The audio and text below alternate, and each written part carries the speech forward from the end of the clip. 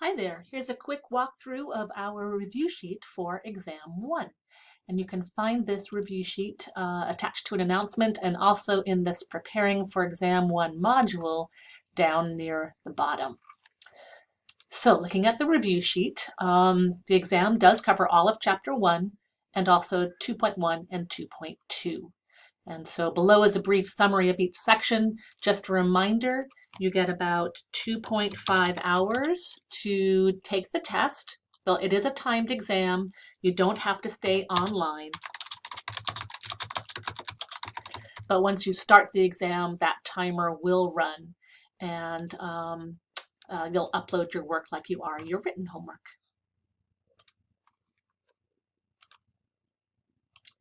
And the exam will be available Friday and Saturday, September 25th and 26th. If you like, you can try to take the exam during some Zoom times I'm going to schedule, and then you can pop in to ask questions. Otherwise, you can choose to take it more on your own. All right, so looking at the content now. You will need your own paper, or you can print out the exam or work on your own paper, and then any calculator will do for this. I do give you the formulas. Almost all the formulas you need for the exam will be on the exam. So in 1.1, we saw the idea of a function, and that's our f of x stuff. And it can be given as a list of values in a table, as a graph, as an algebraic statement. That's the f of x notation stuff. Each input is allowed exactly one output. That's our definition. What does this mean for a table or a graph? You might remember, for example, the vertical line test is one quick way to check if a graph is a function or not. Be able to evaluate a function. That's just when we plug in numbers and get out a number, and then maybe to find the domain of a function. I will not ask you about range, okay, but maybe be able to calculate with functions. In 1.2, we focused on the composition of functions. Given two functions, f of x and g of x, be able to find the compositions, either f of g of x and or g of f of x. We were also introduced to profit, revenue, and cost. Know how these are related. And the quick thing is that profit is equal to the revenue. Take in your money first and then subtract off the cost. You may or may not need that, but I don't give you that one in particular. And that's kind of it for 1.2. All right, scroll down a little bit. 1.3, that reminded us of all the linear stuff. So basic linear equation, y equals mx plus b. And then we renamed the slope as the average rate of change. So that was, let me do that better. So the average rate of change, you may see those words, and all it means is slope between 2 points. And so we rewrote our slope formula, our familiar formula from algebra, first using using function notation, this f stuff, and either with x's or a's and b's. Okay, be able to find the equation of a line given 2 points. That's pretty standard. You'll start by finding the slope and then use one of those points along with the slope in this equation. And then we also introduced piecewise functions where we had these x-axis broken into parts and maybe a part of a parabola, part of a line, stuff like that. Be able to evaluate a piecewise function by plugging into the correct part of the function, and then also be able to sketch a graph of a piecewise function. And I will stick to lines and parabolas. And you will be able to graph just by plotting some points. That's your backup plan. Just find some points that work and then plot them. That will be sufficient for sketching a graph. Limits. Look at in 1.4. This was a lot of new stuff for a lot of people. We look at what is happening near a given point, really near, like 2.9 is close to 3. 2 is not close to 3, 2.9 is. The answer is a y value when it exists. Sometimes that means just plugging in the input. Be able to find / explain limits on a graph.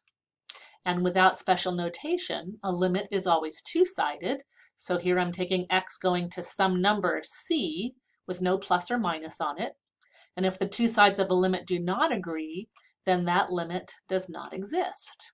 And then we can just look at the left side, and that has the little minus sign attached to the x value, c. And we can look at the limit from the right side, and that will have a little plus sign attached to the c. So be ready for that notation.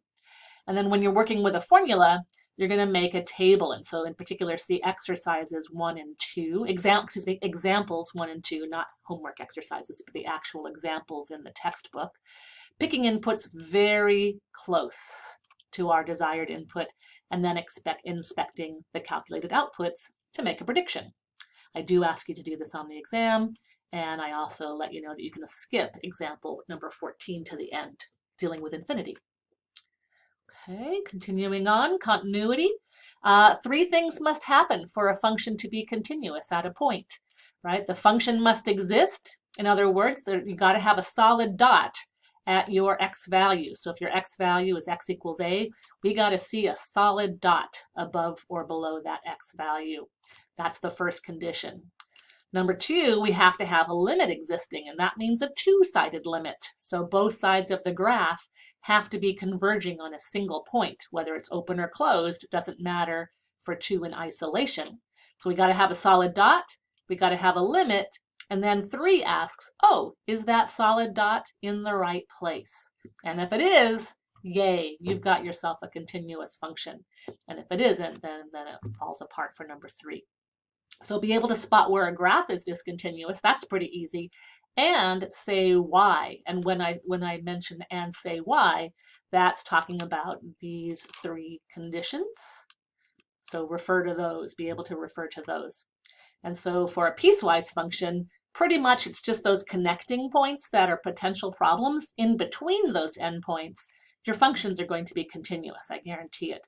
But it's just at those places where the graph maybe connects or doesn't connect. And the other big place is where we divide by 0. So if you've got a spot where you're dividing by 0, you're automatically going to be not continuous, but that the limit might exist. That's what we did back in 1.4. Okay, so those 2 sections are pretty big ones.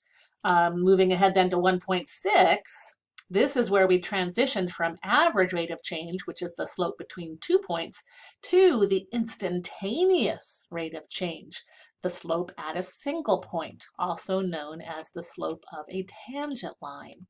Right, so connecting those words, if you see the word instantaneous, then we're talking about a single point and the tangent line at that point. We rewrite the slope formula one more time using h to represent that tiny distance between our 2 points.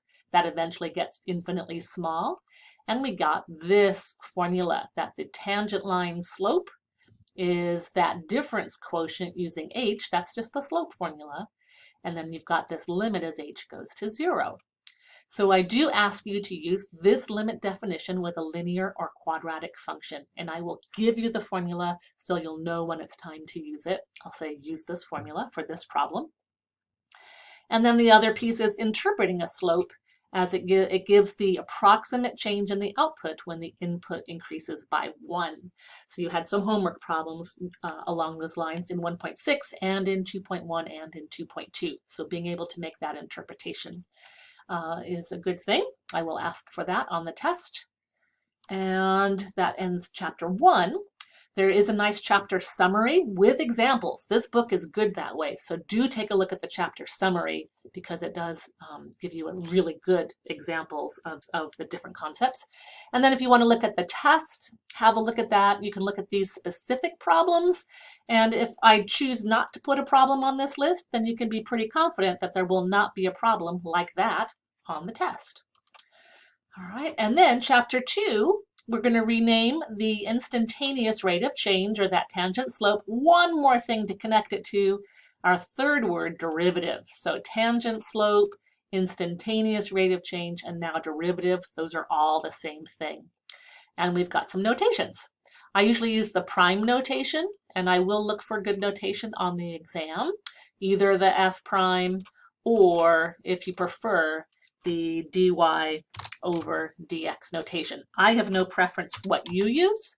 but do use one of those notations to label your derivatives. Okay. I do ask you to memorize a couple of things from algebra. So knowing how to rewrite a square root as a 1/2 power, please know that. And also how to rewrite a variable on the bottom of a fraction, rewrite that with a negative exponent. Please do know those and be ready to use them. You have to use them in order to be able to use our derivative formulas. And then I give you all three of these formulas, our main polynomial formulas. Basically, that the derivative of a constant, if this were the number 5, this third one here, then the derivative is 0. The derivative of a simple x is 1. And then the derivative of a power of x, that power comes down and we subtract 1. I don't give you these bottom two rules because they become pretty intuitive. Once you do a couple of examples, the fact that you can go term by term in a polynomial, and that these constants, when they're multiplying a function or an x term of some kind, they just tag along. So please do ask for examples of that. I'm happy to give them in the discussion boards or during Zoom sessions. I'm happy to clarify all this stuff.